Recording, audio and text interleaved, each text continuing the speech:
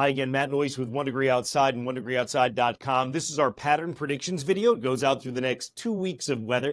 If you're looking for just the next 24 hours or the next few days, you'll find all of that in our videos, which are always posted, kind of a clearinghouse for everything at 1degreeoutside.com. All right, meanwhile, when you look at the forecast for Boston and the next 14 days, a couple things stand out. Warmest day is likely going to be Tuesday of this week, whereas coolest day is likely Saturday of this week. The big difference, the wind direction. This time of year, it makes all the difference. So you go from a wind that comes out of the south, heading in through the day on Tuesday and southwest, and then ends up coming in out of the east and off the ocean as we get to the end of the week and the weekend. We do get a little return of warmth early next week, and it looks like sea breezes after that. So just a reminder, if you want to see what the next 14 days are like for your neighborhood, get the app. Absolutely. It's out for Apple on the App Store. A lot of folks say, what about Google? Oh, we haven't forgotten about you. It's just that Google's approval process has been weeks slower than Apple's. So just search Noyce's 1 Degree Outside weather. As soon as it's out for Android, we will let you know. But nonetheless, you'll be able to get the 14-day forecast for your neighborhood once you get the app. Okay, overview on the jet stream pattern. A lot of us thinking about doing some planting, whether it's gardening or even grass seed. I'd love to get some grass seed down.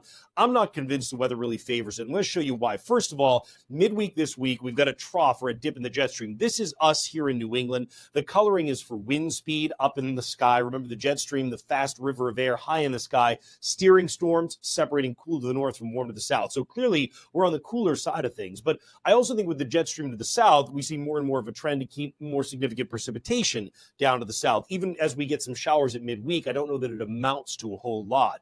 We get out toward the end of the week and the upcoming weekend, and you can see really active southern stream of the jet stream here.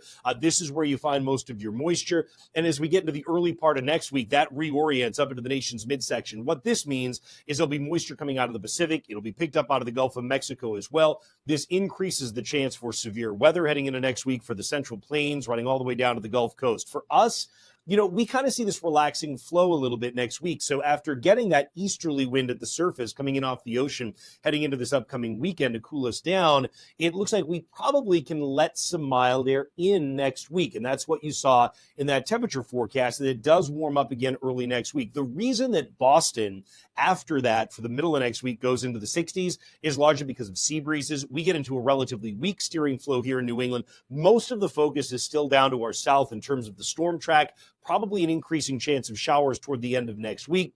And then going out toward next weekend in the 14-day forecast here, you can see it's still really the same areas of the nation's midsection down to the Gulf Coast that see most of the jet stream energy, although it starts to open up a little bit toward us, which would increase the chance of showers just a little bit. So in terms of what we're looking at on precipitation, it's interesting. The computer forecasts are to be a little bit above normal here in New England, certainly above normal in those areas that we highlighted for some of the thunderstorms, right?